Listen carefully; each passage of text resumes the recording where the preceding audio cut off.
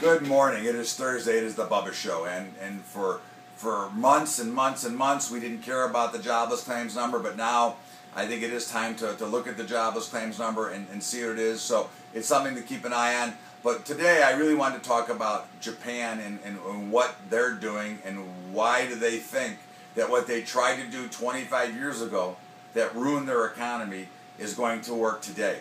You know, this has become basically an epidemic throughout the world, where we are now having countries fighting to get their currencies down as low as they can as they continue to export goods. Have we not learned from Japan's first debacle of where they had more than the lost decade? It's been 25 years that Japan tried to devalue their currency and bring back more business, and 25 years later they're still in the same mess and still in that deflationary time, and it wouldn't be a surprise that the rest of the world followed suit now. Japan is again doing the same thing where they're devaluing their currency, and now it's a race between the euro and the yen and everybody else to see how cheap they can get their dollars to create more export from their countries. It doesn't make sense. Haven't we not learned anything from history that these programs do not work and they never end well? I think that it's important to understand what's going on here, and the devaluation of the dollar can only lead to bad things.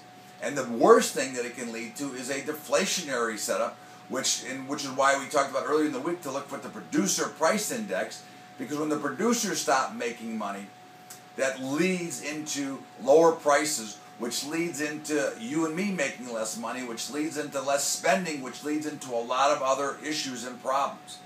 So I think what you have to look at is, why are they doing this? What is the benefit?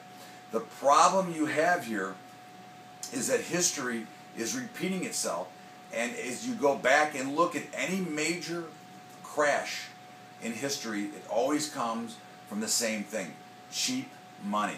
Cheap money does not benefit the average Joe. It benefits only the very wealthy, because they're the only ones who can take advantage of the situation.